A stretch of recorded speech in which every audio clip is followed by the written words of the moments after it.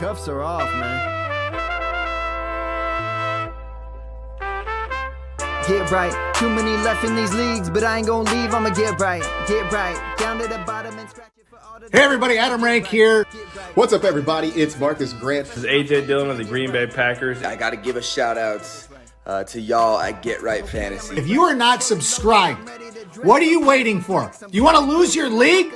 Our league. Check out the Get Right Fantasy Network. You got to get right with the Get Right Fantasy Network. And best of luck with your podcast. Appreciate the support. You're tuned in to watch my boys at Get Right Fantasy Network. Get you right.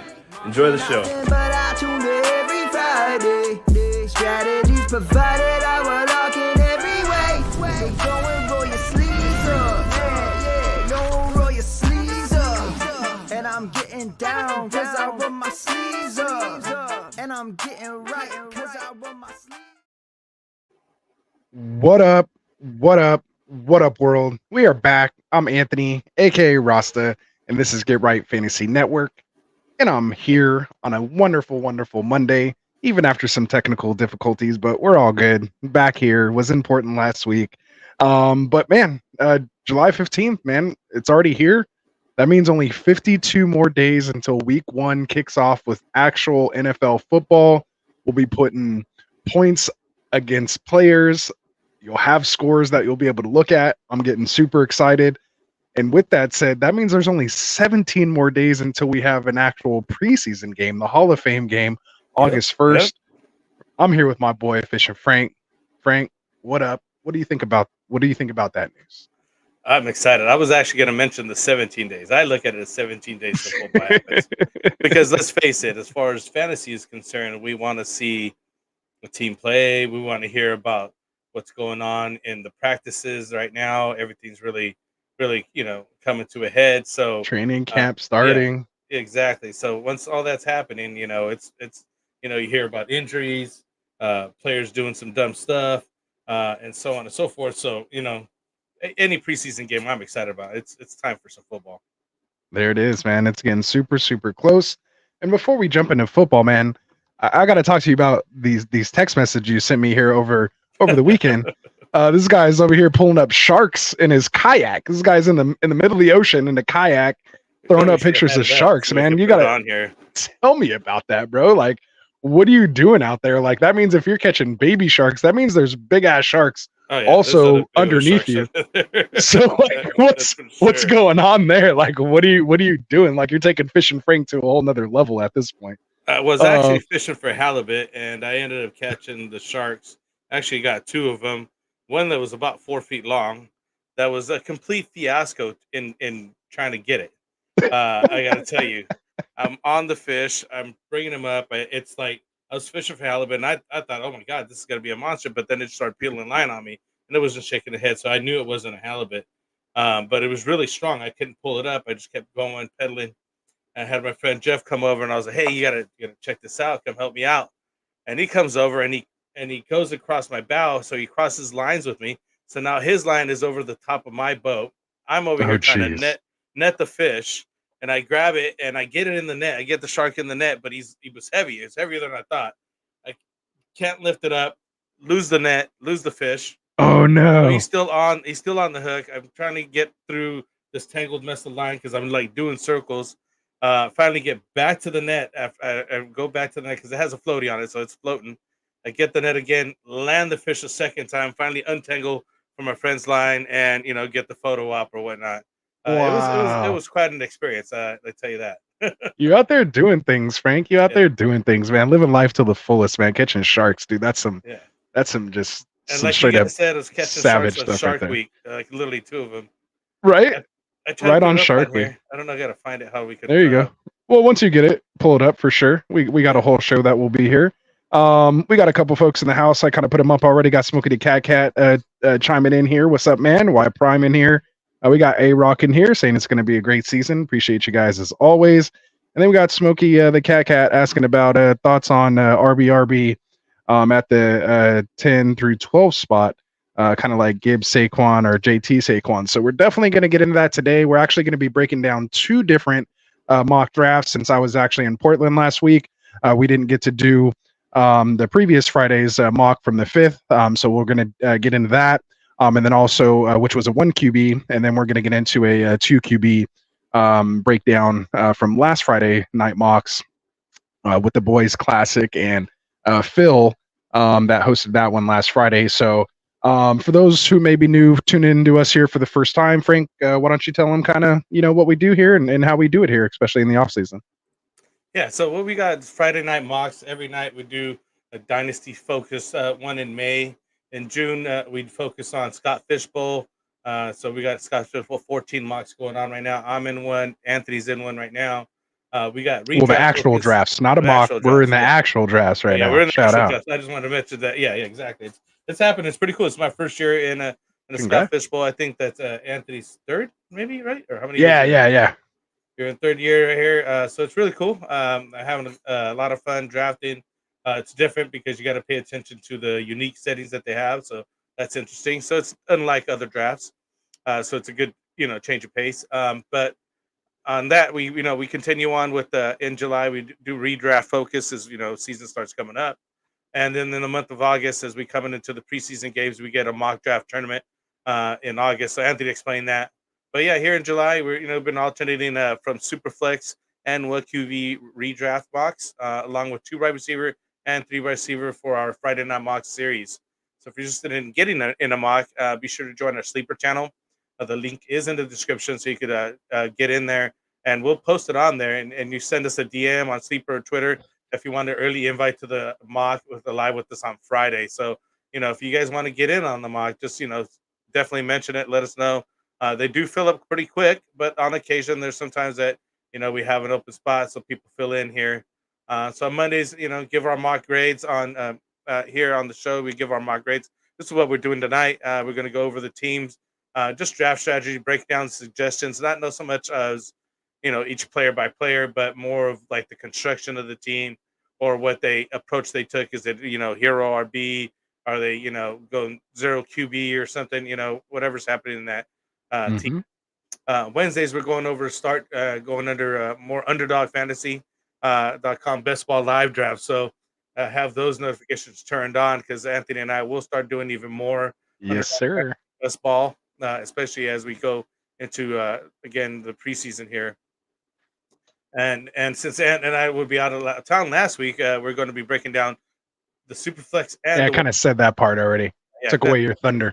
I forgot about that. So, so yeah, we're covering those right there. But yeah, Ant, tell them about the mock draft coming up. For sure, man. So this was something crazy that Dustin and I kind of put together and all of us threw together here and had input here at Get Right when we first got started a couple years ago, which is a mock draft tournament of champions, as we call it. So basically, we have 4 qualifying mocks that run starting July 29th, which is a Monday. They're going to run Monday through Thursday. Basically, you can get in 1 qualifying mock per week. Your goal is to finish in the top 3 in one of those mocks to be invited to the Friday night semi-final round. Of those 4 semi-final rounds, we're going to take the top 3 from each of those and basically come up with our elite 12. And those 12 we'll be drafting in the finale on August 30th. And that mock draft will actually be turned into a league. It'll be best ball. We'll actually play it, completely out. You won't have to manage it or anything like that. It's just kind of, just to see based on how your team, how you drafted it, here in August, how it would fare, throughout the year. And the winner, that's going to get $50 cash. So it doesn't cost anything to join in. All you got to do is come show up for a mock. Basically, we handle the rest. Don't worry about all the other details. We'll let you know if you advance or not. The biggest thing is just to come out and get in one of these mock drafts. So make sure you're part of the Sleeper channel because we will be opening those lobbies very soon because it will be starting again here in just on July 29th. So make sure you guys tune in so that you can take home that not only $50 cash, but the title of the mock draft champion. So who was last year? Was it Rafi Bomb? So Rafi Bomb, yeah, he was the champ last year. Before that, it was FFT AJ in 2022, and then our boy Lou Camp, aka Lou Champ, since he just kept winning everything. Kept winning. He was our very first winner of this mock draft tournament back in 2021. So we're happy to keep bringing this thing back for you guys. So hopefully you guys will join us for that. If you're interested, just let us know. All right. So with all that said, man, let's get out of the way. Let's right, really let's quick. get to what we came here. I was Go able ahead. to upload this. Oh, there it Yeah. is. See, there's the shark, man. There's a shark. Shark I Week. had to Damn, leave 4 the foot fish shark strips in there because that thing was. I just didn't want it to have to bite me, basically. for sure. Just For honestly, I sure. want to keep something in his mouth to avoid any kind of thing. Let him bite on that instead, Yeah, in right? case, you know, Yeah. they're hella strong and they do death rolls is the best way I can describe it. Like a Because gator even in almost. the net and everything, they'll just roll and it gets entangled in the net, the lines everywhere, and even when I have the fish grips in there, he'll just start rolling. So when you're holding them, you might do that, then something happens. Next, you know, your hands in his mouth. I'm trying to avoid all that, you know. But For anyways, sure. Well let's check done. out Be this safe. draft. Be safe. We got Peepin' Tom checking in here saying, "What's up, guys? How's it going, Peepin' Tom? Appreciate That's you really being quick. here. Make sure you guys hit that subscribe button for us. If you are already subscribed, hit that like button for us. It helps us out just as much. Get this thing pumped out into the algorithm. Let people know about us, man, and come join us here. So let's get into this mock, man. So we have this first mock was a. Let me bring it up. So the first mock we did is a 1 QB, 2 wide receiver, 2 flex league. So as we go through these teams here, that's how the scoring is, full PPR, no tight end premium or anything like that, just basic full PPR. So with the first team here, Frank, you want to go ahead and read it off and give us your thoughts on it? Yeah, so I kind of I want to preface my grades because I went through and I was like, oh, you know, I like that team, I like that team. So what I'm going to do is kind of separate the teams that I like the best, and maybe even point out one that I like the least. This one being one of them. You got Christian McCaffrey. They start off Mike Evans, Cooper Cup, and Amari Cooper. So he goes running back, 3 wide receivers. Then it comes back with Walker as well, another running back, Jaden Reed, Calvin Ridley, George Kittle from Odunze, which I thought was a good value pick at that point. Eckler, Brock Purdy as his starting QB. So he does stack with McCaffrey on that. Josh Downs, Polk, and Herbert, which I thought he got great value with Herbert. I'm not sure why he even fell that far. I think he's a pretty decent quarterback. I know And he's no getting. wide receivers. John Harbaugh running offense, Greg Roman. Yeah, well, I think that Ladman That's why. Conkley is going to do something. I think they're just, even Palmer might be able to help him out. I just think it's an opportunity. I don't think he's just going to be that bad. Nice. But I could be wrong. I just don't think that it's going to be that he's dropped that far off. You know what I mean? Mm-hmm. Anyways, I still just ended up with the C. I just didn't see anything that great. I didn't think he's getting too much value in Cooper Cup. I think he should have took Ayuk instead of him. He passed on Ayuk instead of and took Cup. He could have built the super stack with McCaffrey, Ayuk, and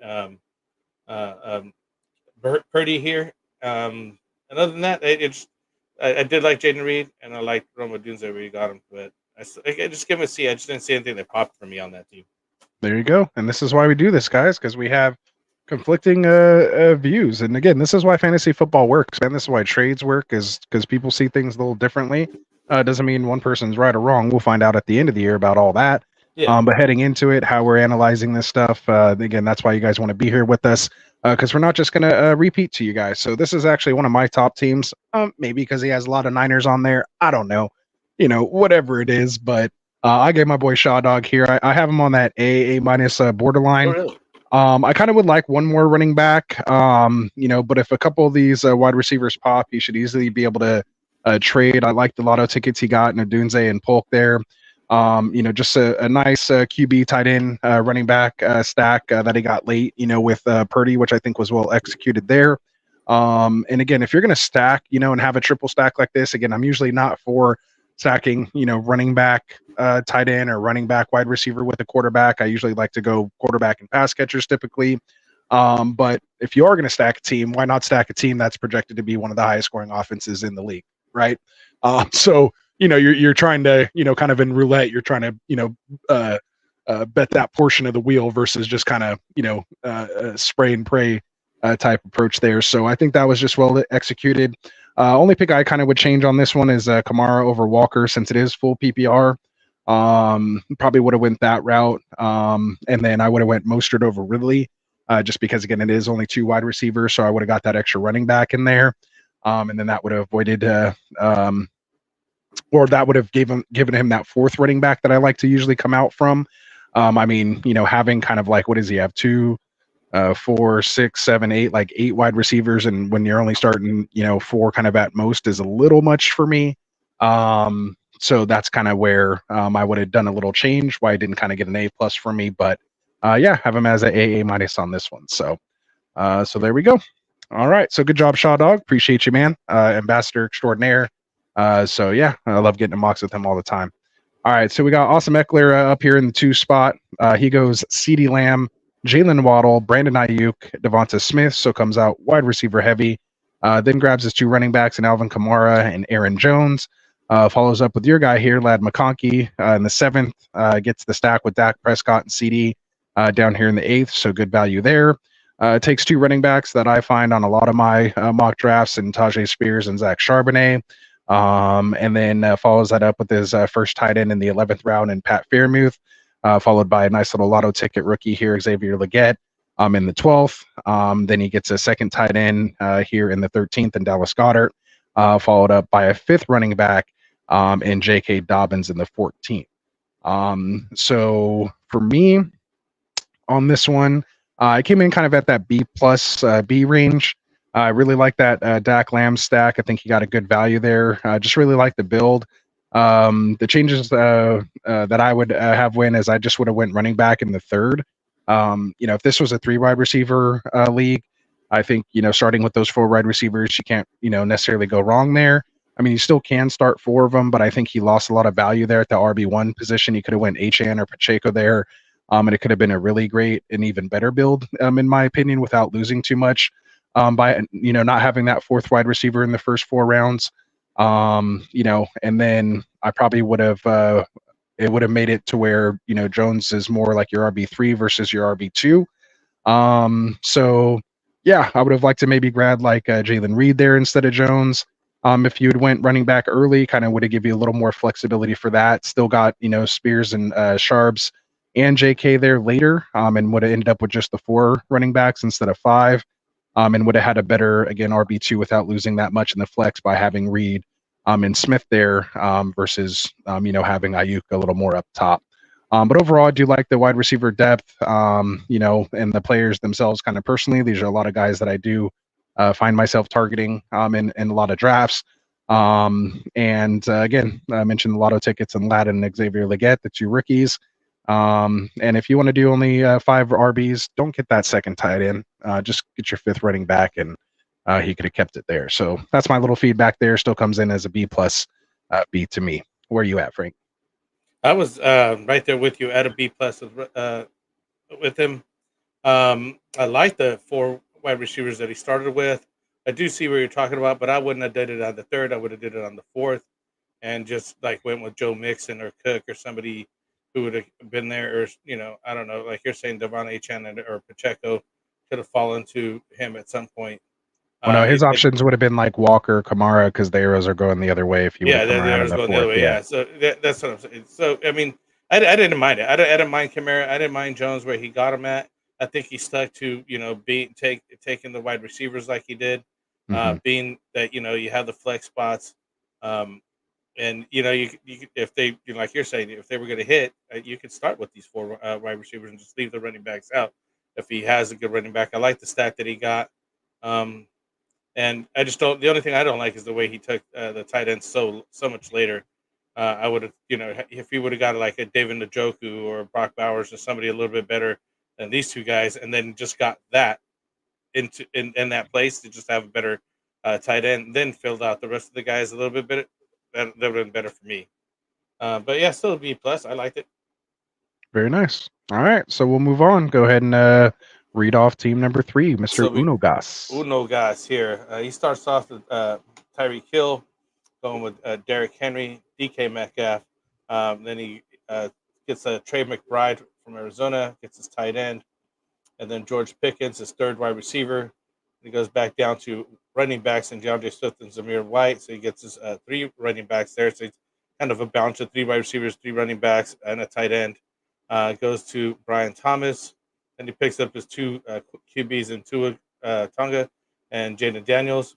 Then he gets Josh Palmer, who is a hopeful over there in the Chargers. And I'm not, and I just have that. I think that they're a lottery ticket at that point. I think Somebody that's an has to opportunity catch the for him. ball Somebody, there. yeah, exactly. Somebody's got to do something over there, and he's the only one that's been held over on that team. So you got Ty Chandler, which I really didn't care for so much, but I did like the Kamani Vidal pick late, and then he takes Luke Musgrave with his last pick. I just went with a C plus to a B on this team. Didn't see anything that kind of stood out to me. He is balanced somewhat on the team, and I do like the guys, but it just didn't wow me. And you know what I mean? Like I wasn't thinking like, oh, this is the team to beat. You know what I mean? Okay, okay. So let me see, Mr. Uno Gas. I came in with a B minus. I see, yeah, you're around their area. Then I Yeah, guess. kind of in that same area. That Tua Hill stack, of course, is nice. And I just want to preface everything by saying, we know stacking and redraft isn't as big of a deal. You're only going up against 11 other players. Stacking is typically how you can gain an advantage in a Best ball system. like best ball or a multi, like hundreds or thousands, type of, big time tournament league like that. But I mean, in a micro sense, it still does work because, again, what does stacking do? It increases, your volatility. So obviously, you're betting into that offense. That if these two guys are going to go off, then basically you're going to kind of win your week. And if it's a good offense, you're going to put up good points weekly. So if you are going to stack a team, again, make sure it's a top offensive scoring team. With that said, you shouldn't be able to go wrong, even in a redraft league. So. For me, it was a little early for Derrick Henry. I probably would have started wide receiver, and would have still had great options there in the third round at running back. I mean, you see those guys there. Achane, Pacheco, Rashad White, Jacobs. I don't think you're losing too much, especially in a full PPR. I don't think you need to grab Henry that early there. So it could have just made his wide receiver room a little tougher. Top tier tight end, which is fine. And just for me, kind of as it started to get later, he just kind of hit some nasty tier breaks, just kind of how the players fell. Sometimes you're just in a bad spot based on the people you're drafting around, whether they're, reaching or taking some other players. But either way, I think kind of once he hits like that 6th and 7th round, kind of gets a little ugly there. Can't really do much about it. I don't think there's nothing really much more that I would have probably done there. So, just sometimes you can do all the right things and still not come out with a great team just because of the way it goes and shakes out. And I just think, overall, though, he did recover pretty well. Consider that he did get some nice lotto tickets in Brian Thomas Jr., Jaden Daniels, obviously with his rushing upside. And then, like you mentioned, Kamani Vidal could, potentially take over that backfield later if there's any injuries to Gus or even JK, who are the two backs in front of him right now. More of a dynasty pick why he's on our mind. But again, you could tell the story and see the path. He needs some guys to hit. Doesn't really have any name value assets, kind of just according to the market per se. So he has to be all in on these guys because even if they pop some of these guys, he won't even be able to trade because people just probably aren't really necessarily trading for these type of guys. Like if Palmer goes off crazy, you're not going to be able to say JJ gets hurt, and is out for 3 weeks with a MCL sprain. No one's going to trade you Palmer for Justin Jefferson, right? That's just not going to happen. So, he'd have to be going off like crazy and show just some crazy breakout just because he doesn't hold that name value for you.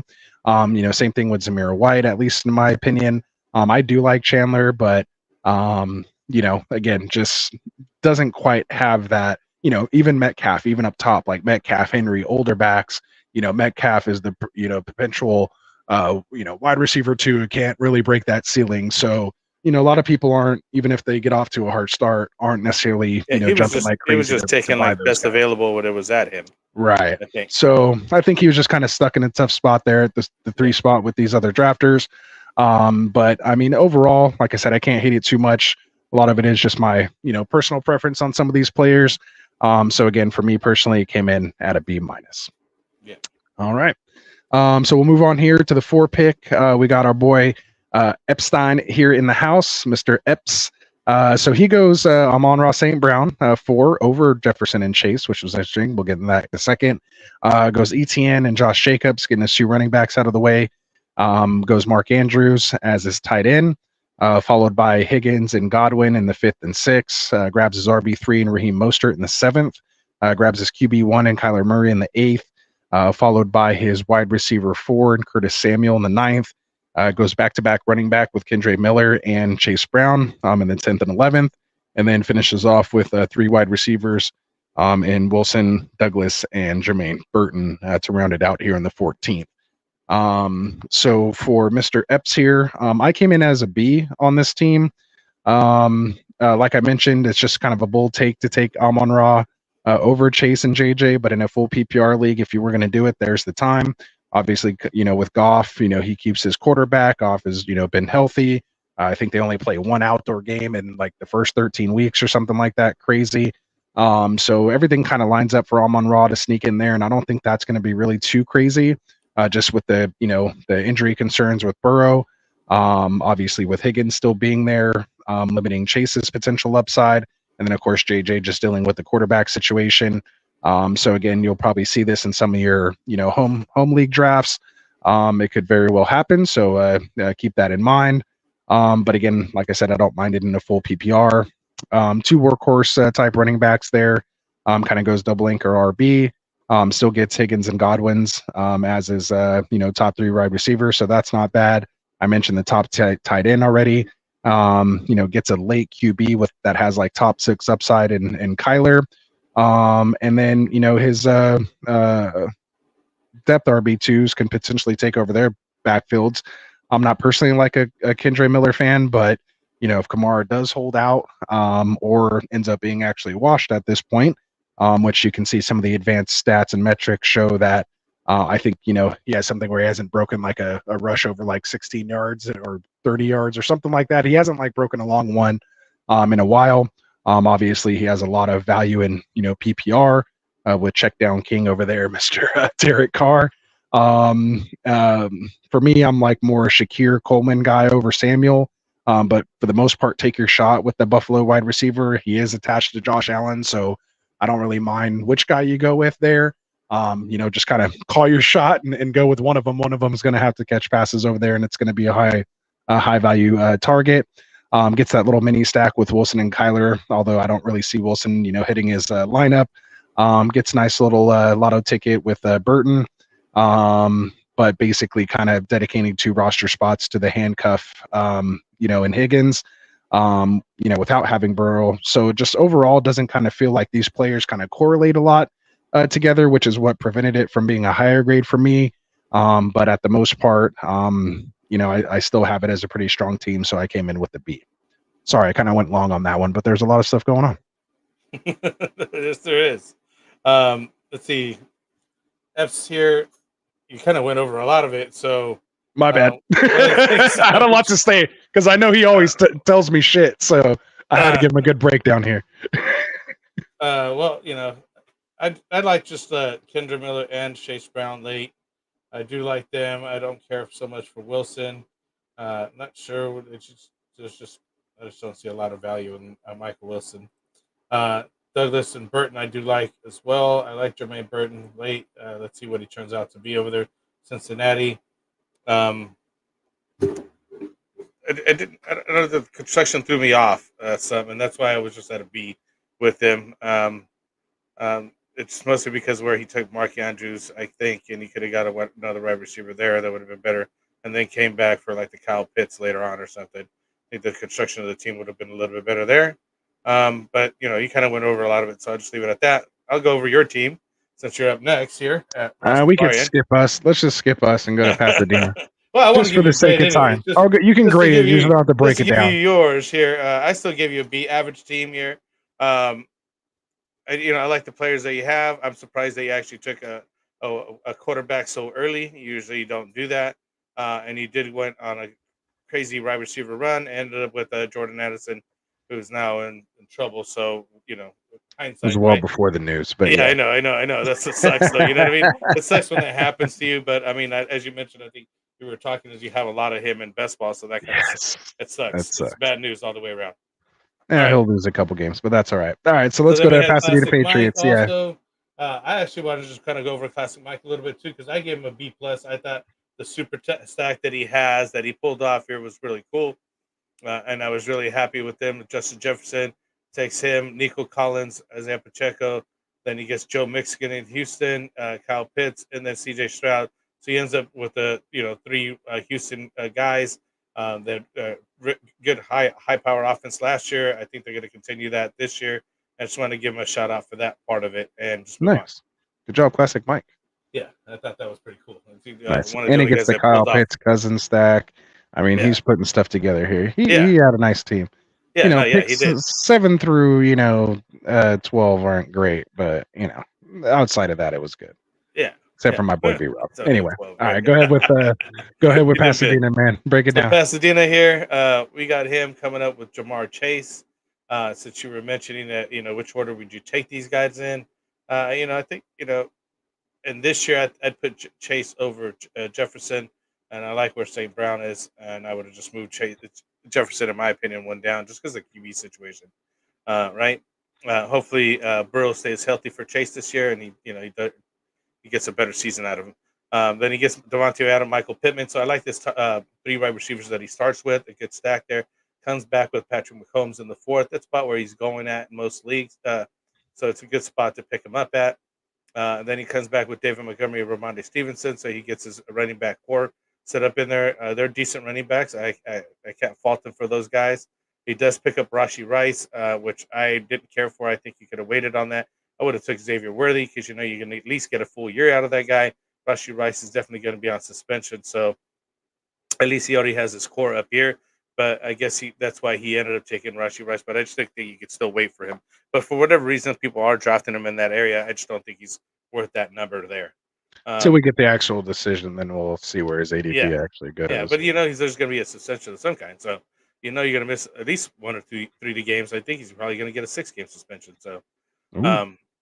Jalen Warren here coming up next. Brock Bowers as his tight end, so he gets the rookie there. Javonte Williams, Johan Dotson, Ricky Pearsall in San Francisco. I thought it was a pretty good pick there late. Get some value out of the guy. Tyler Algier, and then I finishes off with Isaiah Likely, but at that point it really doesn't really matter too much. I just like seeing somebody take more of a lottery pick than somebody like Isaiah Likely.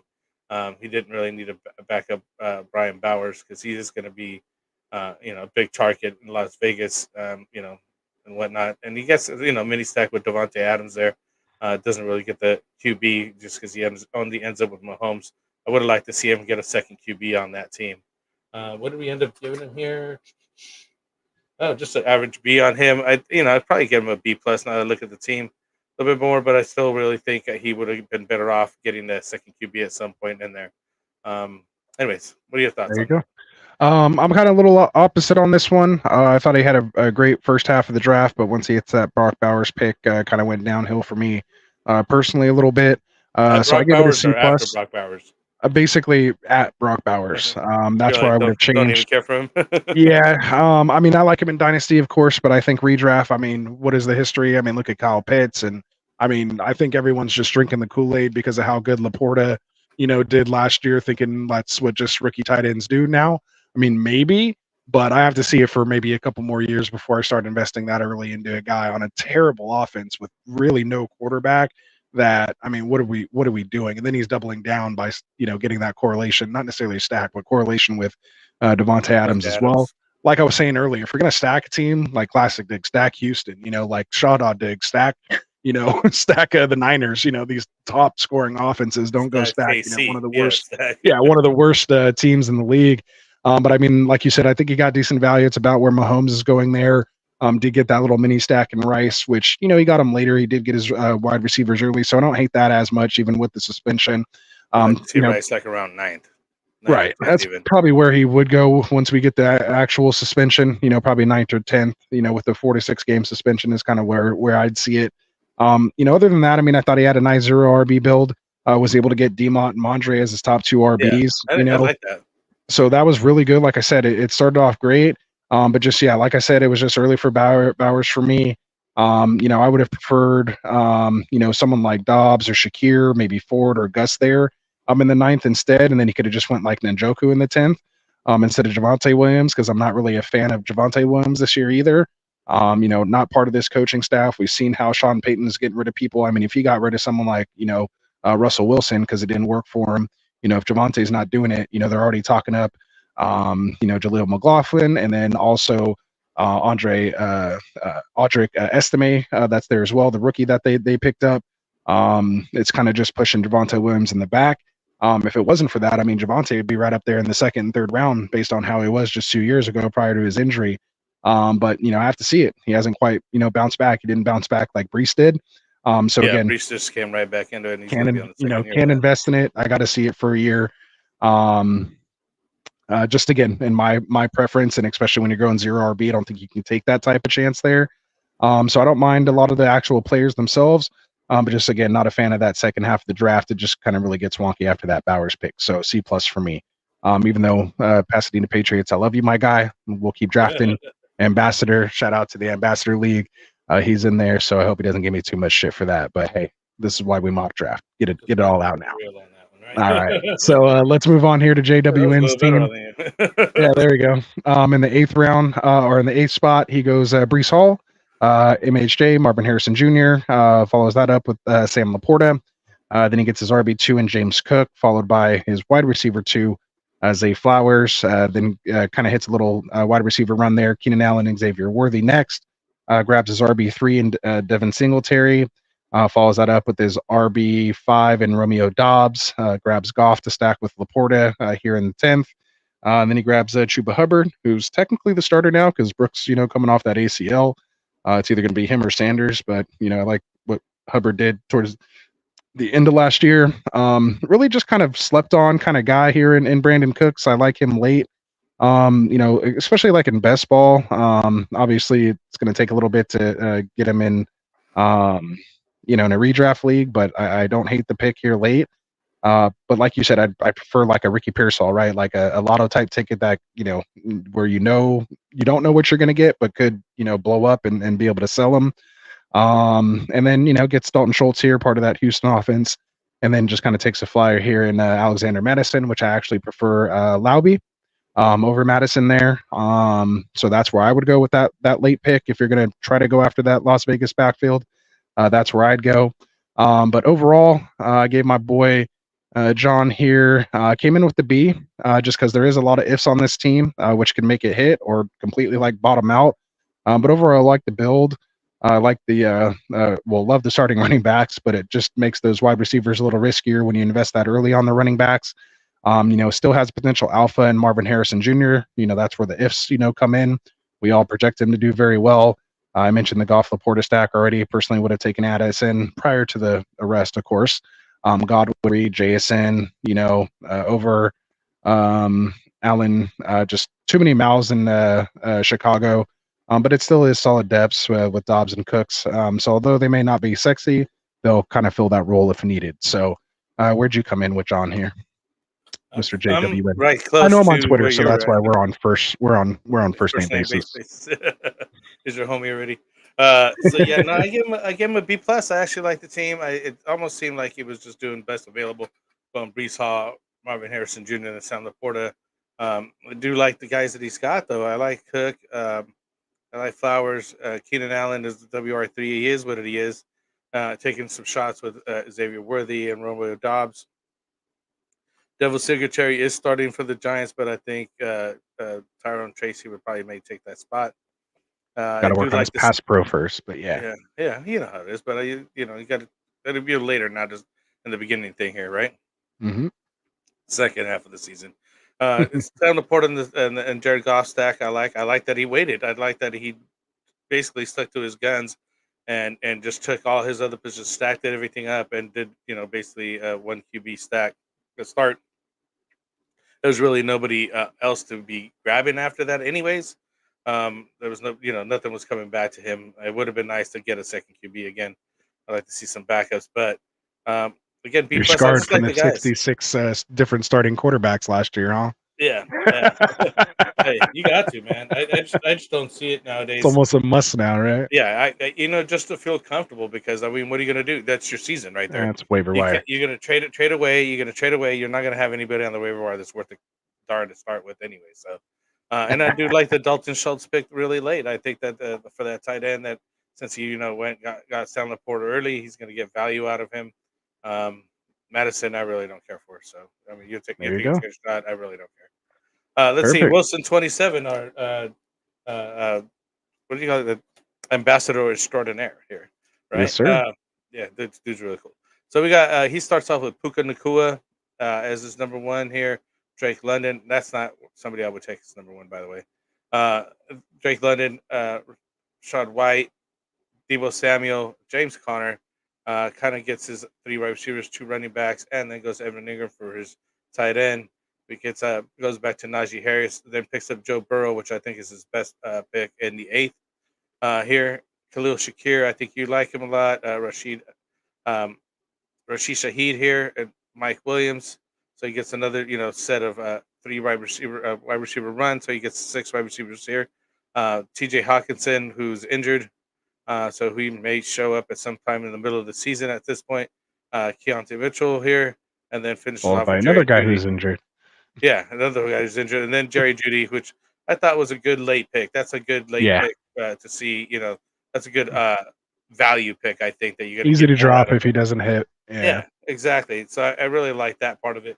But I give him Wilson. Let me check my seat. I just give him an average B though, because I just didn't see anything that he could put together that was, there's no stacking. There's nothing. The best pick that he had again was Joe Burrow. I think that he got him in the eighth. I think he's gonna, should be moving up to around the sixth, if not higher later on. I think people are gonna start, especially when PC starts, are gonna be like, nah, he's gonna be balling out. He's got a good wide receiving core. So I think he's going to be doing better than where he's at. Khalil Shakir and Rashid Shaheed, I like. Mike Williams, I could do without. Yeah, it's just average team B. At There this you go. point, B's the average, I guess. Shout out to the Roll. What's up, Roll? Glad to have you in here as always. Keep the comments and questions coming. As you guys like, drop them in the chat. Make sure you guys are hitting that subscribe button. If you're already subscribed, hit that like button for us. He says Chase is his 101. Yeah, there So you go. that's interesting. I like that. Nice, And Javonte he says Williams. he actually likes Javonte against what I was saying about Javonte. So again, I that's like why. where he's at, and I like where he got drafted at. That spot is a good spot for him. And then he says, "Do y'all want to do a fresh mock tonight?" Probably not tonight, just because we do have another draft we have to break down because we're kind of playing catch up tonight, and we're already running a little late. On my fault because I was having technical difficulties, but we will keep it rolling, man. We'll have plenty of mocks, including the mock draft tournament of champions coming up in August. So make sure you are there for that, and we'll get you mocking more mocks than you even want to deal with. So we're Wednesday. We could do it maybe. Yeah, we're gearing up. All right, so for Mr. Wilson here, Ambassador Extraordinaire, I came in probably one of the harshest grades I've actually given him. Wasn't a fan of the team you kind of put together here. Came in as a C plus, like maybe B minus as I started kind of breaking it down a little more. But my initial thought was a C plus on this team. I like the start, but there's really no correlation late in the team. I actually don't like the naked Burrow pick. To me, it throws it off for me. I think he could have just went with like a naked Kyler Murray who has that rushing upside to be kind of, in that top six. With that rushing upside, if you are going to take a naked quarterback, you want one of those rushing type quarterbacks, in my opinion. He can hit ceilings that Burrow just can't get to, especially with his injury history. I don't see him, picking up any additional rushing at this point. So basically, I would just rather waited on QB there and maybe got a stack with Cousins and London. That he could have got way late, as you saw Classic Mike grab Cousins, I believe, with his last pick. There's also Stafford, who didn't even go, Purdy, T-Law. There's a lot of guys kind of in that tier where I thought he kind of, pulled the trigger there a little early on quarterback. Again, stacking's not that important in the 12-team redraft, but I still prefer it, if possible.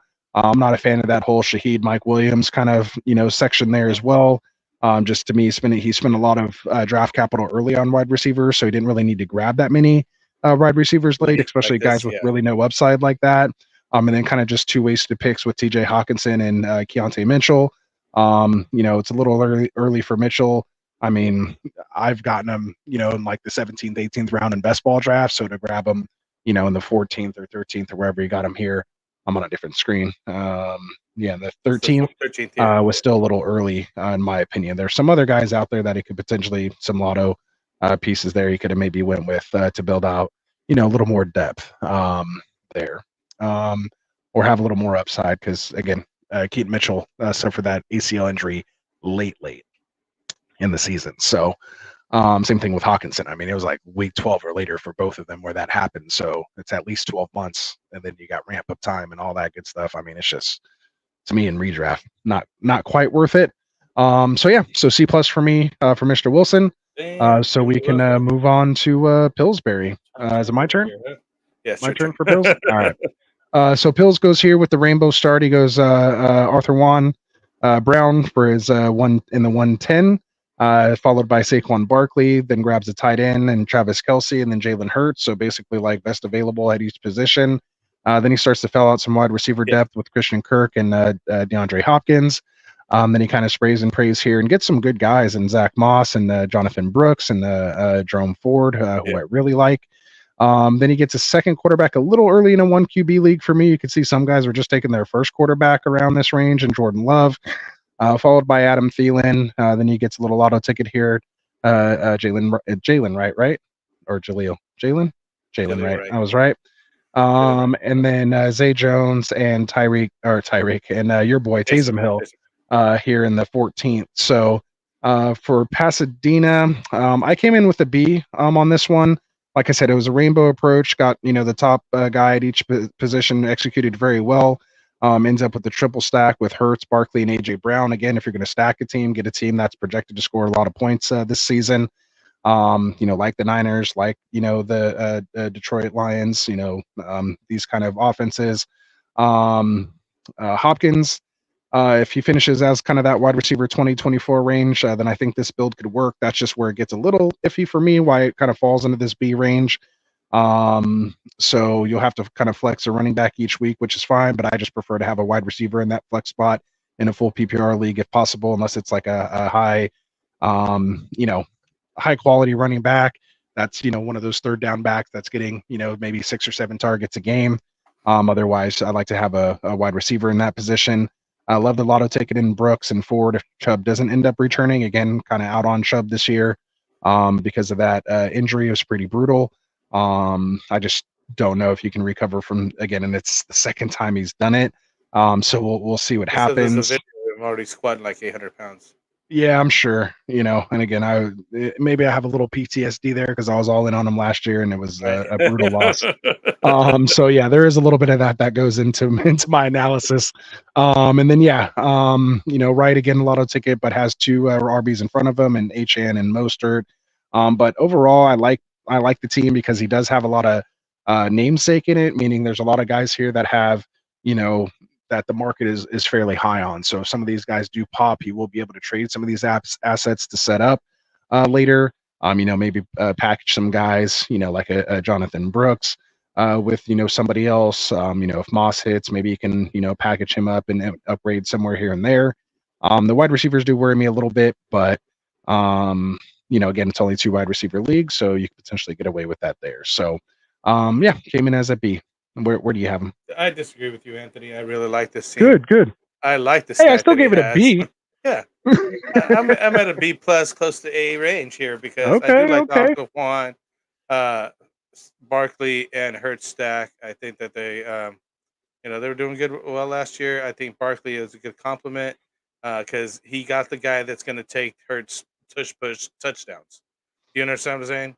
Yeah. No, he most of the touchdowns are going to be scored by those 3 guys. I can assure you that. Exactly. Yeah, exactly. So I really like that. Kelsey, I think he, people are taking him at 3rd. I think he should drop to the 4th this year, just because they're not paying him as much as they used to. They're saving him for the end. It's not like he's going to go away in the offense or anything like that.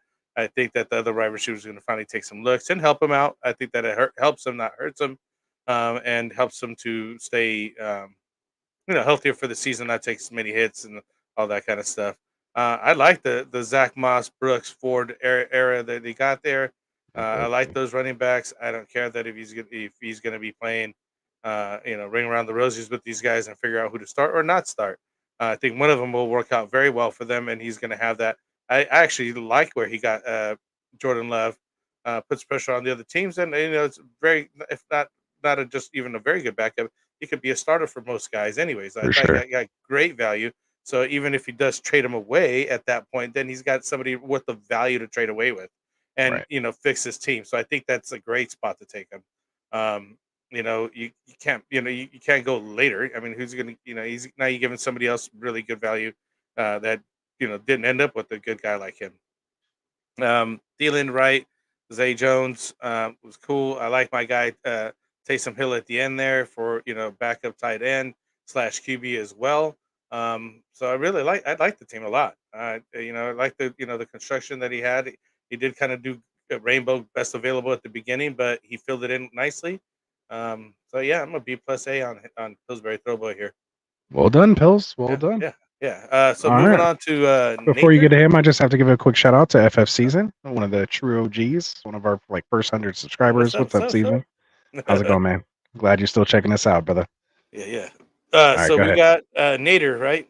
Nader B here. Nader B10. Goes with Garrett Wilson, who's should have a really good season this year. Kyron Williams, one of my guys last year that I picked up early, did really well. Let's see if he keeps it going this year. But he got Blake Corum over there, so let's see what happens with that. He did go Josh Allen first QB off the top. Figures he's to have the stack as well with Dalton Kincaid. So I like that. If you're going to do it early. You got Scary Terry, who should be having good seasons. Hollywood Brown over in KC now, so that's good options there. Then Trey Benson here at Arizona, so I'm not too fond of that one. Let's see how that works out with over there.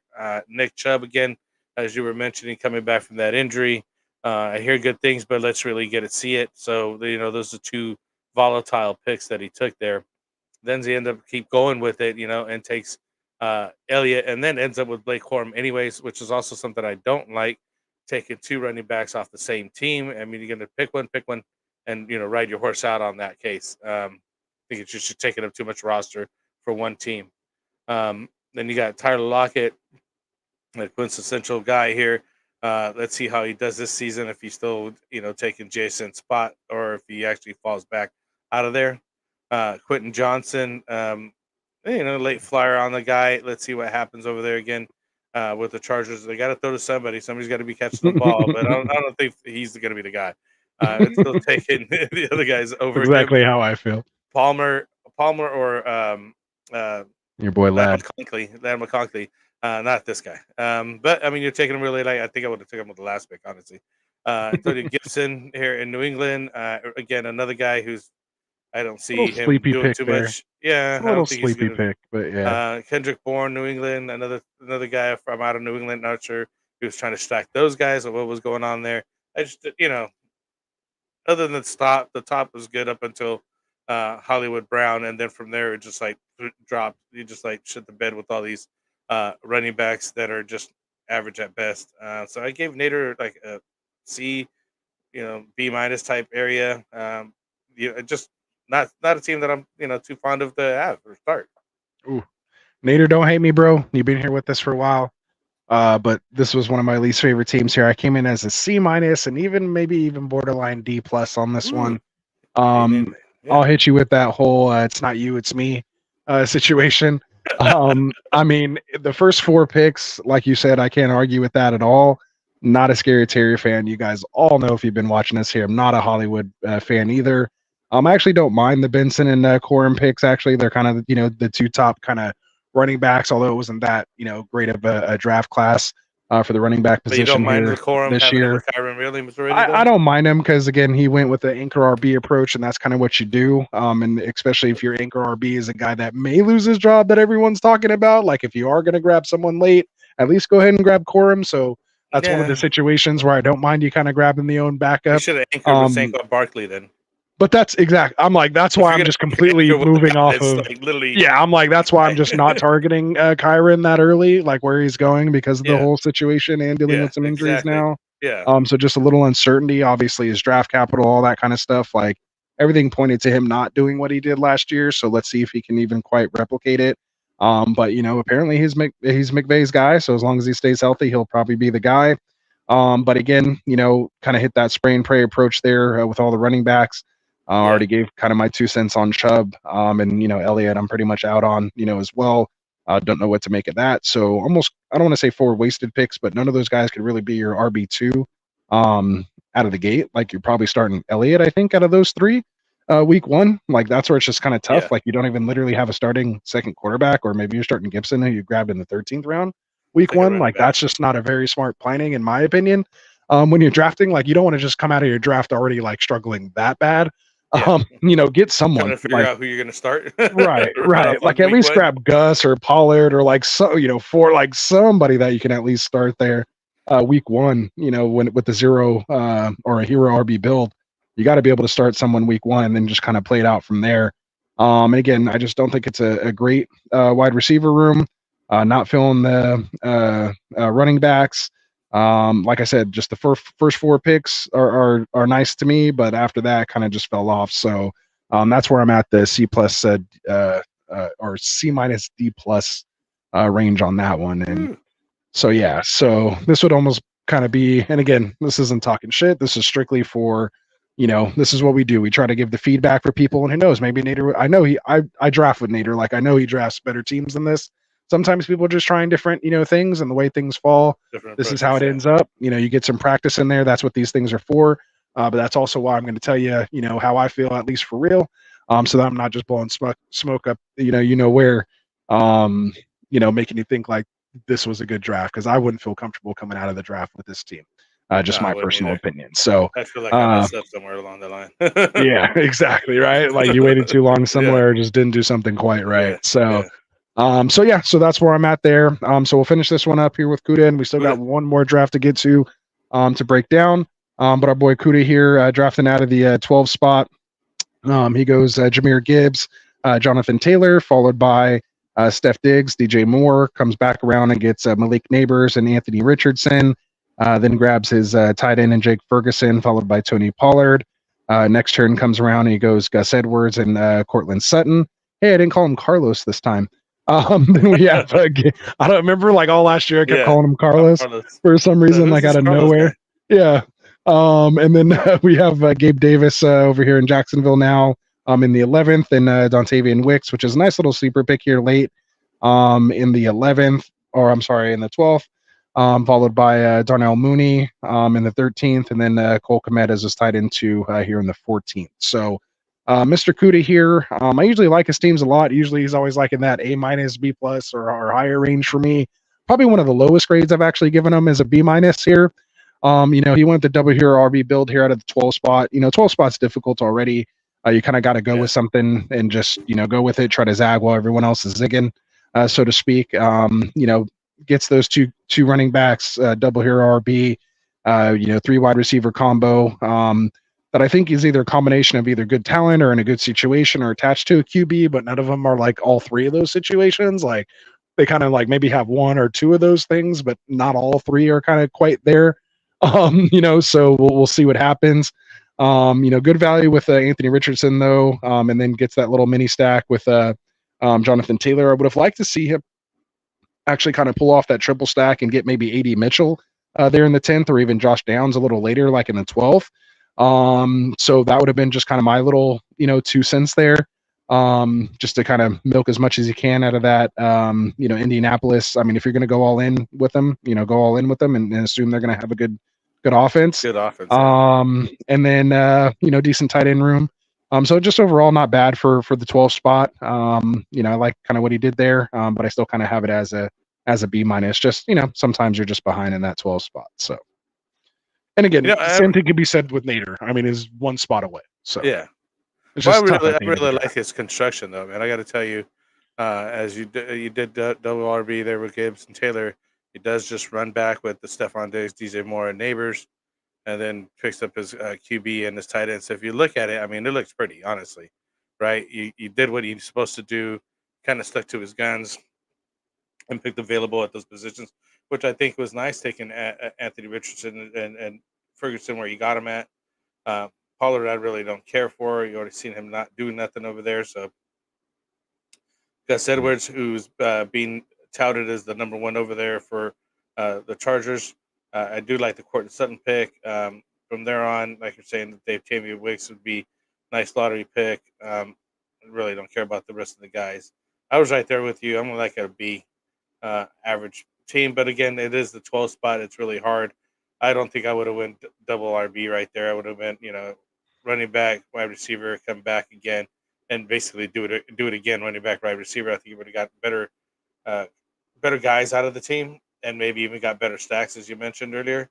And then you could have took off Marvin Harrison or somebody early uh, instead of JT. I could think he could have his hero RB would have been built better for him. I think altogether. Well said. Uh, Well said. yeah. All right. All right. So there we go. That wraps up this mock here. So give us a second. Frank, why don't you tell me a little bit about Underdog while I get this next draft So pulled up here? Underdog here is our best ball league platform that we use. We will be doing some coming up here, but they also have pick'ems that they do as well. So these easiest to play to place to play fantasy sports. Um, from the tournaments that they have to the in season long, so they don't have no long term commitment with the best ball, right? No waivers, no trades, no weekly lineups. And Anthony did placed 42nd last year out of 70,000. He did turn $4 into almost $400, so he did pretty well. Let's go. I'm hoping we could do pretty good this year. Best Ball Mania 5 is going on. It's a $25 entry for 1.5 million prize pool. The puppies $5 entry for 50K. So I mean, you can't go wrong. $5, dude. That's cheaper than a hamburger nowadays. And the Chihuahua is $4 at a $30,000 prize pool.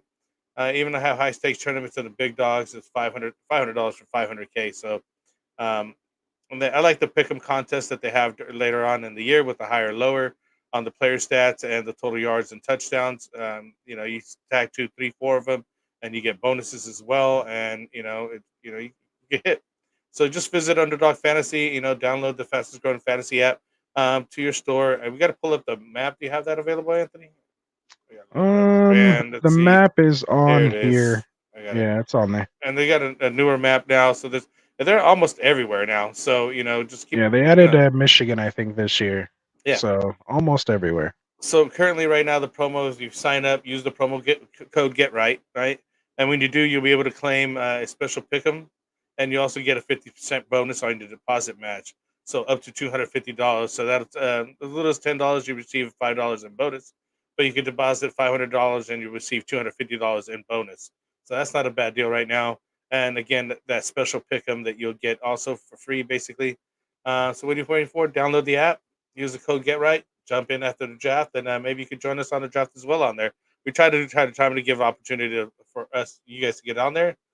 So yeah, get a pick up contest today. Well said. Well said. All right, so let's bring up this new one here. This one was from last Friday, the 12th.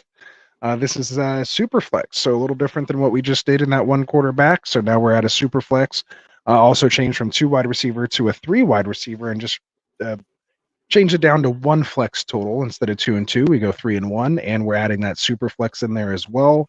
So a little bit of an extended roster here. So we'll look forward to breaking this one down. So Frank, why don't you go ahead and break down our boy Flag RJ's team here in the 101 spot? So Flag RJ started off the draft in the one spot. Being a super flex, he did go with Josh Allen, so you got to try to get your QBs in early. Most times, somebody would take McCaffrey there instead of Allen or something like that. But going next with Puka Nakua, so he didn't go to QB right off the bat. There's actually only one team that did that in this one, so people kind of started waiting, and I've seen that happen a lot more often now, where kind of people breaking up that and going ahead and taking another wide receiver, running back, or whatever it is there, and then coming back for a wide receiver, another QB later on. I just think that it kind of balances your team a little bit more, but also there's a risk involved, so you got to be careful in who you're waiting. Don't wait too long to get those QBs, or else you're just stuck with hopefuls. In his case, he got Puka Nakua, Jonathan Taylor, and then Jalen Waddle. Who I like those players. Picks up Jaden Daniels, a running quarterback over there in Washington. So there's a lot to be. A lot of guys are really looking for him to get some good production just because of his rushing. So let's see how that works out. And then he ends up with Dalton Kincaid, one of my favorite tight ends this year. Hollywood Brown, Anthony doesn't care for. James Conner, Rashi Rice. So at least he got Rashi Rice in the 9th. I do like it later than the 7th. I think somebody took him earlier. Tajee Spears, who I think is gonna another guy that we got an eye out, and hopefully he has a better season this year. Bryce Young as his third QB. So in this case, it's a good. It happens often in these leagues, especially because you're going to have a bye week or whatever, and because players go down. So it's always good to have 3 QBs. Tyler Lockett, Curtis Samuel, and then Rico Dowdle. So just like Rico Dowdle, who was maybe Dallas' starter this year, or at least sharing the starting role over there. So as his last pick, it's not a bad deal. And I like Curtis Samuel as well. Tyler Lockett's just the steady Eddie guy at this point. Ended up giving him just a C. I didn't see anything that popped out. I didn't think that he it's one of those spots. The beginning, like 1 and 12, they're just hard because you have so many picks in between, and it's hard to get some decent players or get a good setup going. I didn't think anything that popped out on me. I didn't see any stacks that I was really too happy about, or anything. Mostly taking the best players available. It seemed like at this position. So yeah, see, average team. There you go. I came in just a smidge higher. I came in as a B minus. Kind of started going down to a C plus as I analyzed it a little more. Has the 3 quarterbacks. The Allen Kincaid stack stood out to me as well. Did get that triple stack with Samuel for some correlation there. Again, potential high-powered offense there. Take your shot with one of those wide receivers. But I think Kincaid has the most to gain with those vacated targets there. Yeah. In Buffalo. Daniels, could be one of these rushing guys. We could see him up here with the Kylers and the Lamar Jacksons, potentially next year. So it's just, we'll see what happens there. In that offense in Washington, Bryce, I'm kind of out on. So I don't like the 2 quarterbacks there, his QB2, QB3, but at least he has them, they're there. So we'll see what happens. And at least Daniels has some rushing upside, so it should provide a nice little floor. Nice, starting running backs. I'm okay with the depth there. Don't really quite like the wide receiver room, which is what pushed the score down for me. You guys all know I'm a big wide receiver guy.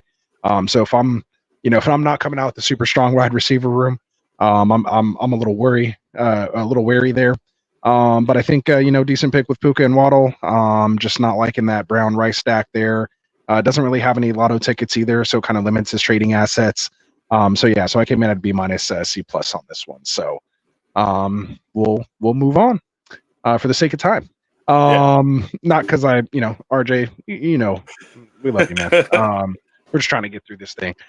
So we got Rafi in here. What's up, Rafi? I'm sure he'll be watching this later. He comes out with Jalen Hurts. Rafi, Ruskin. What's that? Oh, that's Phil. That's our boy Phil. We're not going to go over his. United Ruskin? Yeah. He was drafted. They probably went over it on Friday. No worries. Cool. So if we have time, we can come back to him. So Rafi here in the 3 spot goes Jalen Hurts, followed by Garrett Wilson. Then he gets Kyron Williams, DJ Moore. Round 5, Trey McBride, T. Higgins here in round 6, grabs his RB2 and Geno Smith down here in the 7th. Gets DeAndre Swift in the 8th, followed by DeAndre Hopkins in the 9th. Javonte Williams, we already know I'm not too big of a fan there. Josh Palmer there in the 11th. Sticky Ricky here in the 12th. Jerry Jeudy in the 13th. And a nice little lotto ticket here in Marshawn Lloyd, the rookie out of Green Bay here in the 14th. So for Rafi, I came in with a B. Decent QB room. Only has 2 though. Kind of would like 3. Not quite sure how Geno may shake out there, so I prefer to have a 3rd if possible. But at the same time, if you're like picking between someone like Drake May or like Gardner Minshew, like who cares? Just you'll pick one up when you need one, or trade for one later. So again, at least recognize that and don't just go waste a pick on a 3rd quarterback. So again, I like what Rafi did there. Nice RBs with Kyron and Swift there. Like I said, could work out with Williams, but I do like that Lloyd lotto ticket. Decent wide receiver room, lotto tickets with Sticky Ricky. And nice little tight end balance there. So I just like the balance build. So I came in at a B. Where do you got him? I was a little rougher on Rafi. He could take it. I like Anthony Richard where he starts from. I like Barkley. No, we're on Rafi. Jalen Hurts. I'm sorry. Yeah, right. Jalen Hurts. Sorry, I gotta move over here from Shay. I know what you meant. Just Hurts, Wilson, Kyron. There's the structure just really wasn't there. I don't know, like the Geno Smith pick, Little rainbow build kind of. I could take it, leave it. Like you're saying, I would have took Wilson over here instead of Palmer. Honestly, I would have liked to have. I think Russell Wilson might be. He had really good numbers at the end of the year. After all, and I think he could continue that this next year. would have been better than just Palmer. You know what I mean? Like quite honestly, I like the Pearsall and Judy I mean, and Lloyd. he did finish QB 14 last year. I mean, he wasn't off. Yeah, that's what I'm saying. That's why it would have been nice as a QB3 right there in that spot instead of Palmer. I think he would have just got more value out of that. I don't mind Javonte Williams where he got him at. Yeah, and I like you said, Jerry Judy and Lloyd at the end. Looks, he finished off pretty strong. Nice. Maybe I'll move it up to a B here. Just give some love because I did like the end of it. All right. Just nothing flashy. Just I don't know. Yeah, just like a nice little balanced build. Yeah. So nice, well done. All right, tell us about Shia LaBeouf. Shia LaBeouf here. So he gets Anthony Richardson against everybody's just basically taking a Tyreek QB, and he comes back with Saquon Barkley, Marvin Harrison, and then Evans, and then he finally ends up with Caleb Williams as his QB2, which I like and I don't like. I don't know. I'm always worried about these touted QBs that are rookies and they either pan out or they don't. And it's kind of hard to know. And it's really scary to me to take them as a number, your number two. In this case, they're kind of your number ones because you got to start two quarterbacks. So hopefully he pans out and doesn't just fall flat in his face here. Christian Kirk, Kyle Pitts. I mean, Kyle Pitts coming back this year. Hopefully this is his year, right? Like this is everything. If everything, I'll actually lines up, take him at his value this year. Like the previous year is just way too high, and he hasn't shown anything. Now in the 7th or 8th, I'll take Kyle Pitts. And hopefully he gives you more value than he has in the past because he's been going so high in the past and such disappointments. But this is his year. If he doesn't get it together this year, he's going to fall even further for me, and I would maybe never touch that guy again. Don't be on Frank's untouchable list. Yeah, no, I don't even want to care for that guy. I really wouldn't draft him. I wouldn't pick him up in any draft. I still want to see it first. David Montgomery and Najee Harris. So some decent running backs there. Justin Smith-Njigba. He's falling really low, so that guy could pop though this season. Let's see what happens. One of my favorite picks, man. Yeah, so much of him and Addison, man, in this part of the draft and best it's ball. Late, but and you get so much value out of these guys. It's a little late because the QBs are pushed up a bit, so maybe you can add 2 rounds to that. But I mean, even still in the 7th round, that's not bad. Yeah, exactly. Russell Wilson, which he did take, I really like that pick. I think that's going to complement the team well. Freiermuth is a backup, so he gets a little mini stack right there. Josh Downs as well, which I like, and then ends up with Nick stacked Chubb. with Anthony Richardson. See how he correlated and brought that back. Top. Yeah. And as the last pick for somebody guy that's coming back from injury, I guess everybody else just passed on. If you are going to take him, that's where you take him. 4 spots from the end of the draft. Yeah, I'm okay with that. Deal. Exactly. He's not going to hurt your team at that point. And if he doesn't pan out, well, he doesn't pan out. And if he does, shoot, you got him at the end. You're going to get the best value out of this guy. Yeah. That's so Shia LaBeouf, what we give him? I give him a B+ on that one. Oh, we hit. B+. Yeah. Okay. I went B+ on this one, man. Has the 3 QBs. So far in this draft. I mean, not counting our boy Phil here, but even so, because I'm not a big Will Levis fan, I think he has the 2 best starting quarterbacks, at least a duo so far in this mock. So far that we ran out. Yeah, and then like you said, he gets that triple stack with Wilson, Najee, and Muth. Not a big fan of again stacking Pittsburgh. They're not projected to score that much, but you never know. At least there's a little bit of question mark there. Nice starting running backs. Like I said, I'm fading Chubb this year, but if you can get him in the 14th, that's definitely not bad. Yeah, it's not a bad the wide receiver rooms, I like the starters, and that late stack with the Downs was done very well. I had mentioned that actually in the previous draft. The guy who drafted Anthony Richardson just took like 80 Mitchell or Josh Downs a little later. So I'm glad he did that here. And then, Pitts at tight end. We were just talking about it. He's worth the upside. Good value pick there. Kind of picks him as the last of that potential top tier tight end. And so, yeah, just think he has good tight end room there with Pitts and Youth. So B+ for me. Yeah. All right. So we shall move it on. Looks like Shaw Dog back-to-back drafts in this one here. So, back again, huh? Yeah, back. He's back for the torture. So he comes up here with Lamar Jackson at the 5 spot, followed by our boy Arthur Juan Brown here in the 2nd. My guy Travis Etienne here in the 3rd. Kind of that last tier, the workhorse running backs there. Yeah. So I like the value there. Trevor Lawrence gets that little kind of mini stack there with the pass catching running back. I don't mind that quarterback running back as long as it's a pass catcher like that. Then he gets DK Metcalf as his RB or wide receiver 2. Again, we are starting 3 wide receivers here, so it's a little worrisome that we're in the 5th round. He only has 2, but has good quality guys up to this point. Slam dunk with Mark Andrews here in the 6th, great value there. Then gets Chris Godwin, Jordan Addison, and Deontay Johnson. I'm not that big of a fan of Deontay Johnson. I love Godwin this year. Again, just as far as his value and what his potential could be. Again, had a ton of Addison. This was all prior to the arrest, of course. So is what it is on that. And then finishes out his hero RB build here with Tony Pollard, Austin Eckler, and Zach Charbonnet. So I think he kind of executed this very well, kind of unlike the guy from the last draft where didn't really quite have a starting RB2, but sprayed and prayed, but didn't really get anybody you feel comfortable with starting week 1. Oh, that I'm last okay one, yeah. starting Pollard if I got him in the 10th as my RB2 with the rest of the team that I have here. You never know what can happen with Eckler. Always going to love Eckler. You guys seen the intro, so he's our boy.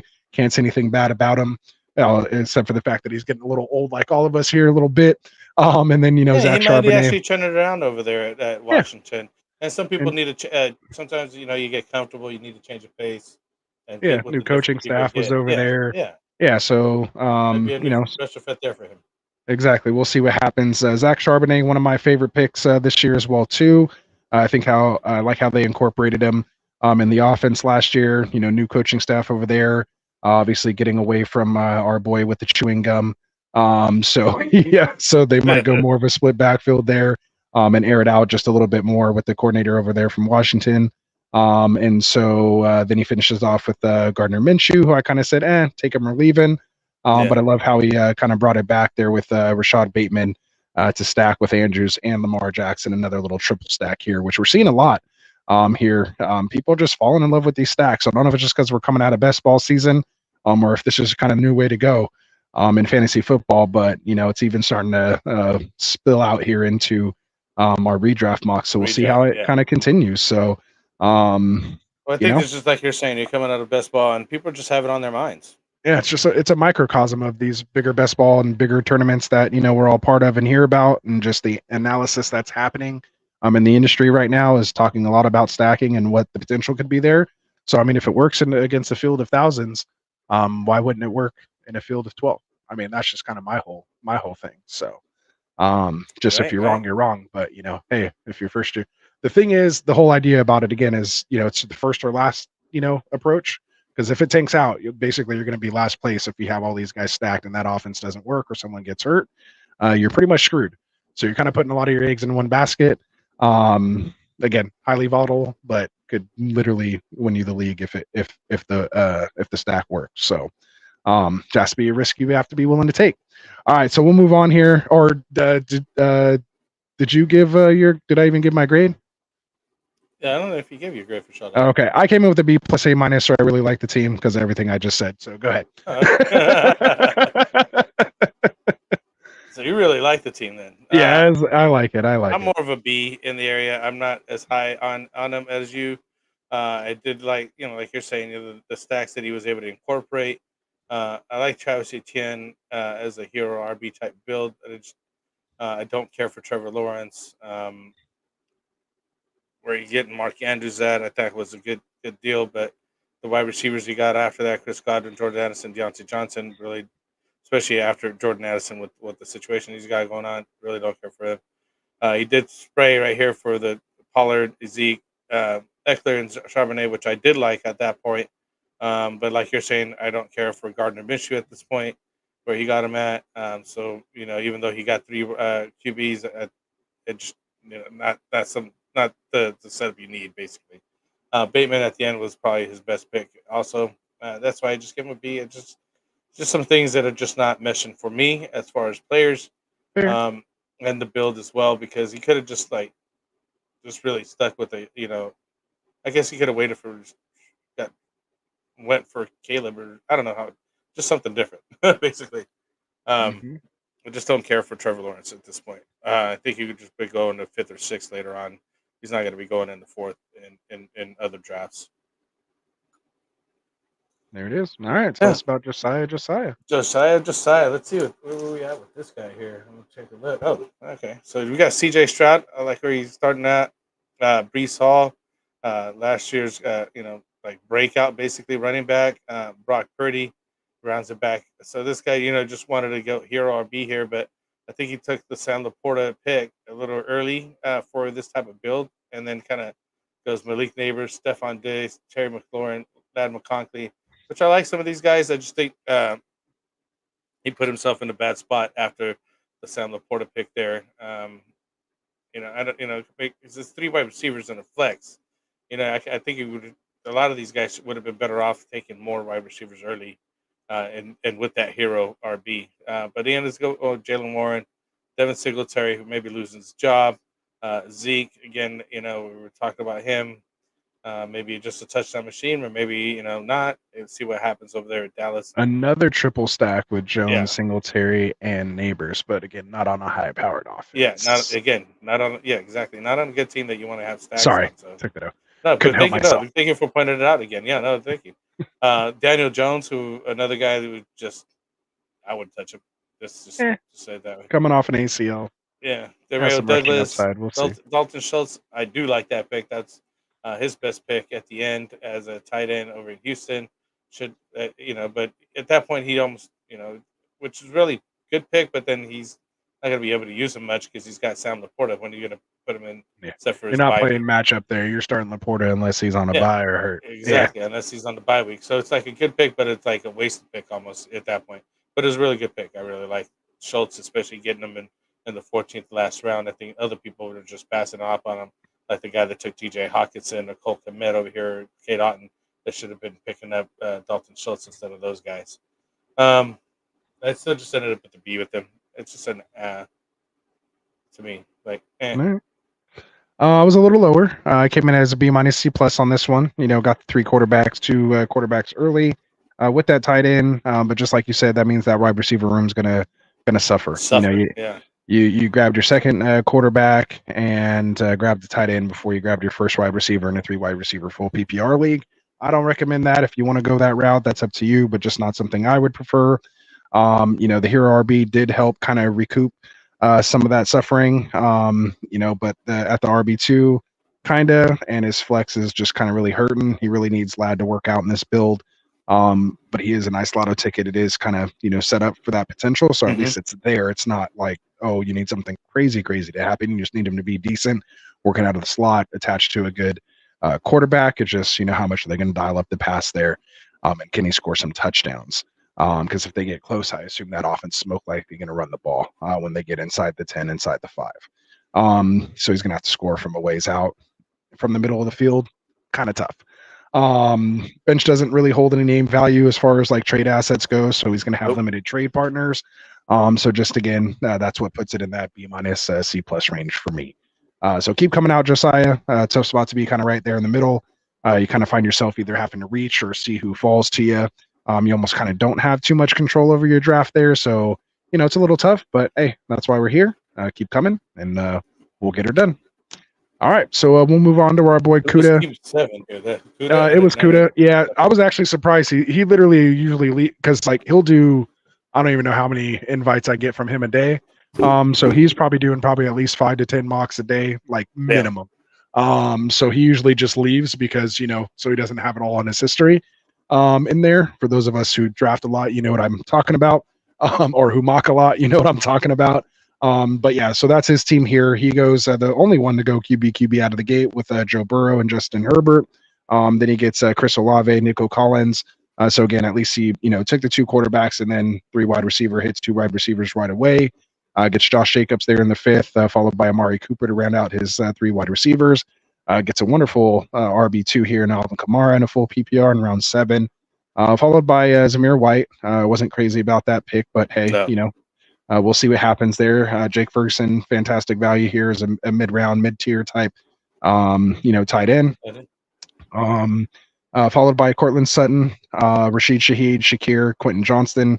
I think someone had a similar almost kind of run like this in the previous draft. It seemed like those names are kind of together. Yeah. And so not a big fan of it, but again, I do like the Shakir pick out of those the best. just again to try to get the guy attached to Allen. And we saw what his efficiency was last year. I think he had the highest catch percentage, like 80 something percent, if not higher. In regards to all his targets, that's because they're coming from Josh Allen, so it's going to be a high quality target. And he had a lot of, he could do a lot of stuff after the catch. Quentin Johnston, we've talked about already, so I won't beat that horse. And then Justin Fields. I mean, he got a third QB at least. He spent all that draft capital up top. Yeah, at least he waited till his last pick to grab a third quarterback. And got a guy with some potential high upside should something happen to Russ Wilson, who looks like he's in line to get the start here. So we'll see what happens with this team. As far as my grade on this one, I came in as a C plus, maybe even borderline kind of C. Again, like I said, I do probably 5 mocks or so a week, if not more, with Kuda. I know he's doing 5 or 10 a day. But these 2 builds from the last one and this one weren't my 2 favorites of his. So normally he's up there in that grade range, but these ones I wasn't liking too much. So C plus C for me. Where do you got him at? I'm right there, kind of with you. I actually gave him a B because he was the first guy and the only guy that went 2 QBs right off the bat. Gets 3 wide receivers there basically in that, and Josh Jacobs in between, the sprinkler between Kamara. Zamir White is where he lost me at that. I like Ferguson. Then he sprays and prays with, again, the more wide receivers here. I think he could have just filled in with another running back in there or a tight end or something else to kind of fill that in. And/or went for a higher QB option in there other than Fields, because like you're saying, Fields is not starting and you got to wait for somebody to go down for him to get a starting role. So I really don't care for that. If you're going to get a third QB, you might as well get one that's actually starting, or don't waste your pick on that guy.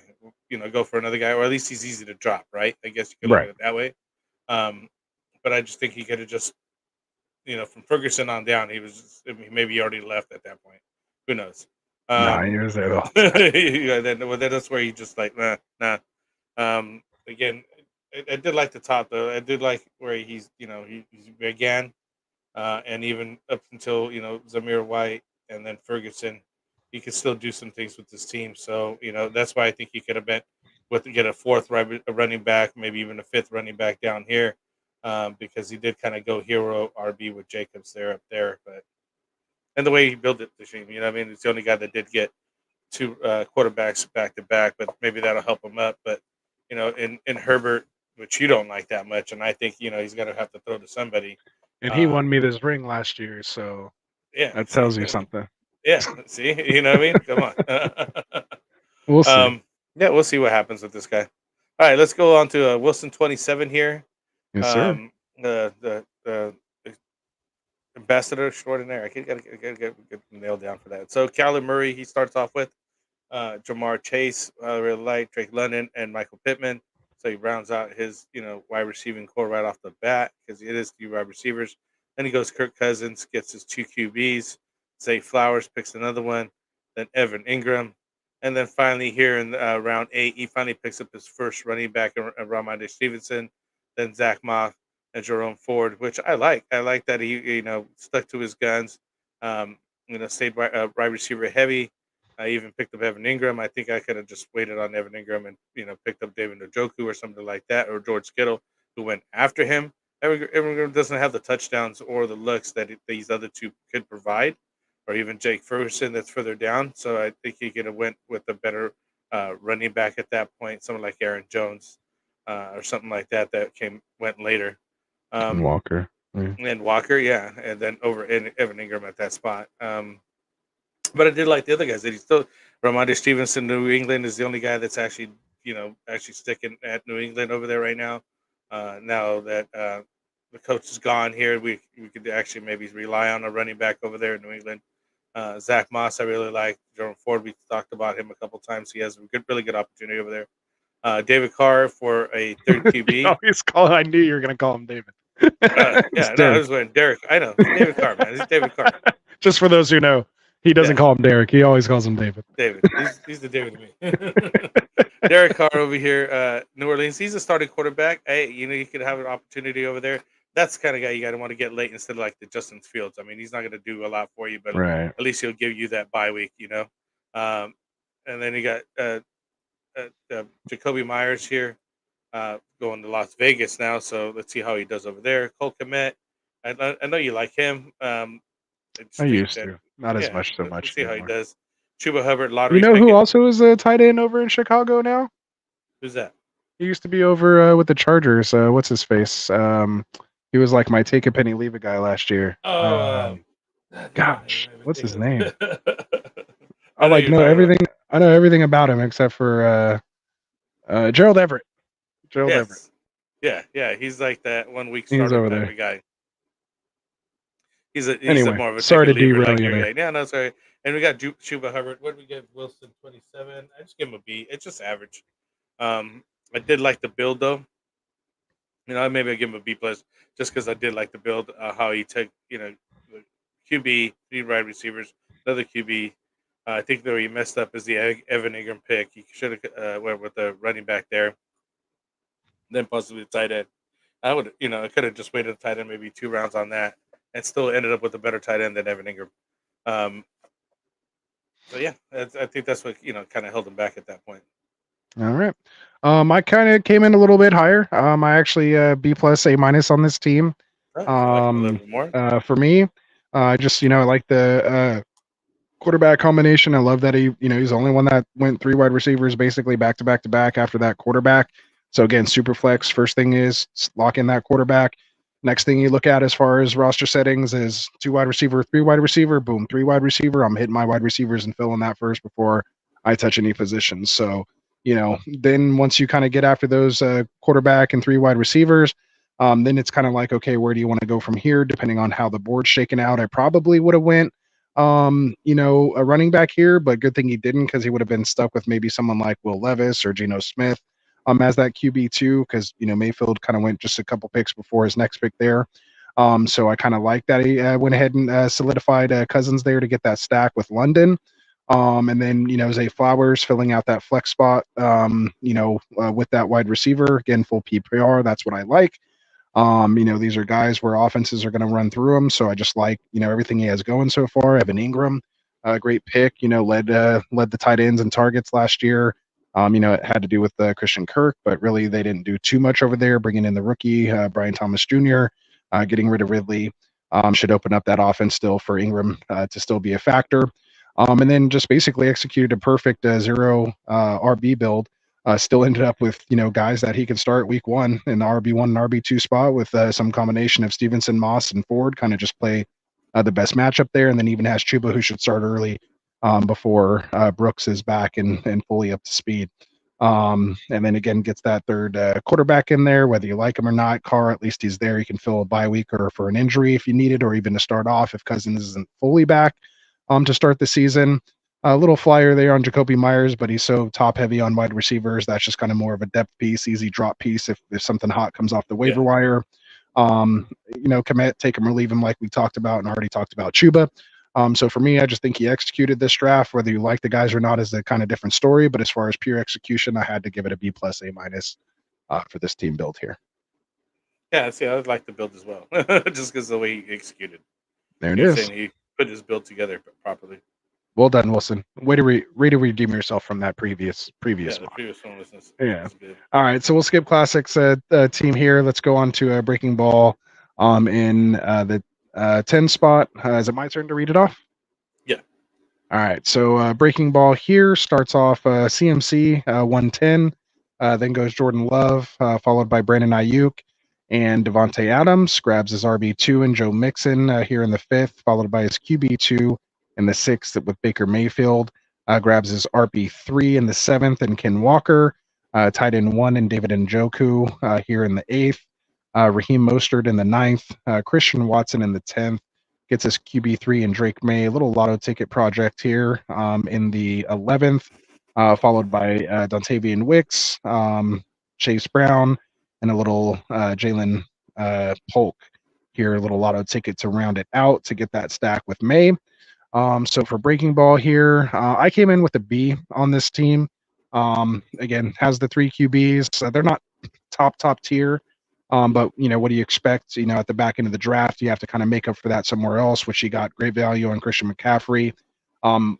Something I would have done different that would have made it, a higher score is I wouldn't have passed on Amon-Ra, St. Brown, or Jamar Chase there in the second. I would have just punted quarterback because you're already so far behind at quarterback anyway. You need to make it up in other positions, and ideally, you want to do that with your RB1 and wide receiver one towards the back half of this draft. Is what I'll do because you still have some decent, quarterbacks coming to you later. So I don't think you absolutely needed to go Love there. So again, I would have loved Amon-Ra or Chase there instead. Then that gives you some more flexibility here at the Brandon Ayuk pick. I'd much rather have, let's say, Amon-Ra or Chase with like Tua versus Love and Ayuk, if that makes sense. Like, would you rather have like Amon-Ra and who knows, like if you had Amon-Ra, maybe Classic Mike skips on Goff and you get that Amon-Ra Goff stack with Christian McCaffrey. Now you're in business, right? And you have that week 17 correlation in that shootout week 17 for your championship. That'd be like the ideal like build, in my opinion. Like that'd be like, ooh, I just won this whole thing, like just in the first 3 picks. So things could have gone a lot differently there had you just made one little pick there and kind of set a different chain of events off in this whole draft. But unfortunately, he didn't. He gave that stack to Classic, and ended up with Love and Ayuk. So for the most part, that was just my biggest kind of thing on that. Devontae Adams, kind of an alpha wide receiver 1 and wide receiver 2 clothing, if you will. And then I mentioned the May Polk stack there, which could potentially happen. And then, the Watson Wicks Love kind of little trio that he has going on there in case Watson gets hurt, kind of handcuffing him a little bit isn't a bad idea either. I came in as a B. Kind of couldn't go plus or necessarily minus because it was still pretty well done.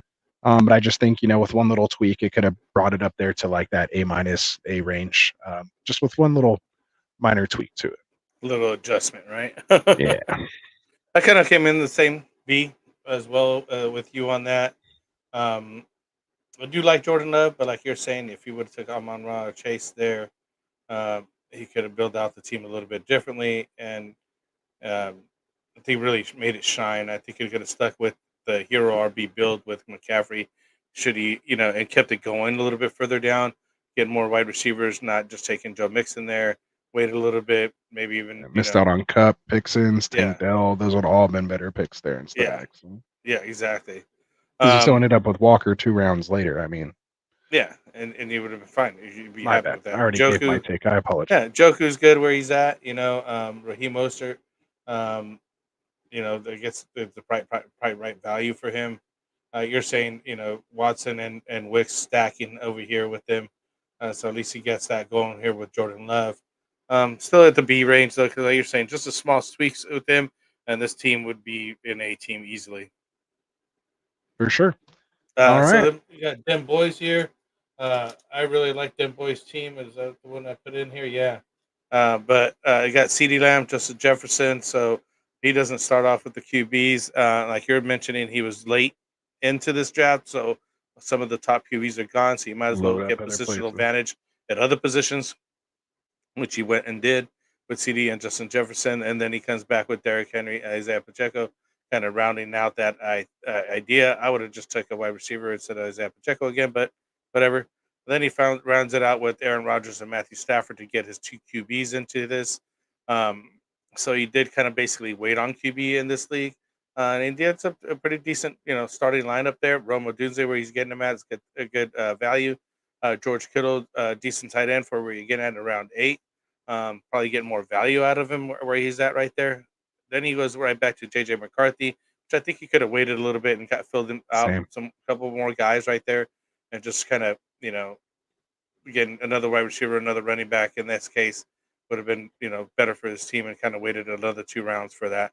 With one caveat: if he's named the starter, that's where he should probably go, though. Yeah, right. Especially with Jefferson, you don't want to take that risk and not have that stack. But I understand that Sam Donald is going to be starting. I think they're going to let him mature, and which is I think is a good idea for a lot of these quarterbacks. Instead of just throwing them into the Jordan fire, Love.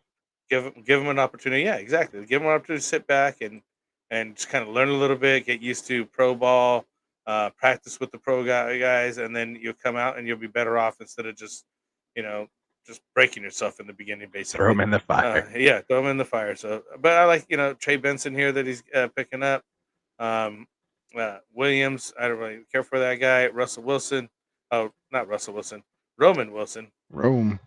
Rome over here at Pittsburgh, and then Franklin. So he's taking some lottery picks toward the end. Let's see how those guys work out. I did like them boys. Give him a B plus on him. I did like, because of where he's at, the position 11. I think he did best with what he had to work with, and the top of this team is pretty solid. The bottom half you could work on, and it's still a good piece, good starting core. Basically, is what I'm trying to get at, right? That I wouldn't mind having.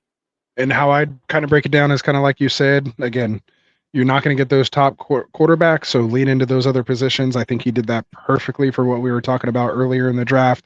And then what he did too, kind of in the bottom part of his draft, is he took a ton of rookies. Odunze, McCarthy, Benson, basically a rookie, and Williams, if you want to call Jameson, he's barely played any games or done anything. Mike Williams, he could have, done without. I think probably could have made a better pick there. I would have took like Romeo Dobbs or someone there. Instead, who is going to be on the field, or maybe even a Shakir attached to an Allen, somebody like that.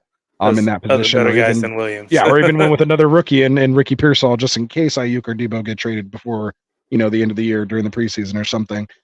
So I probably would have just we know what Williams is at this point and whatever. But again, he did stack him with Aaron Rodgers, so I understand it. There. And again, McCarthy with Jefferson. And then he didn't stack Stafford with anyone, but there's other guys down there as well. He could have potentially got off the wire if you really needed to stack. But yeah, took some lotto tickets here, a ton of them, because we're near that back half of the draft. That's kind of what you need to do. Don't just take guys where you're going to kind of bottom out or what their floor and their ceiling is. Take some guys that have some potential that you could trade. And again, because you went early, with those wide receivers, you can part out someone like Justin Jefferson or CD. I mean, we know it's Dem Boys. He's not parting with CD Lamb.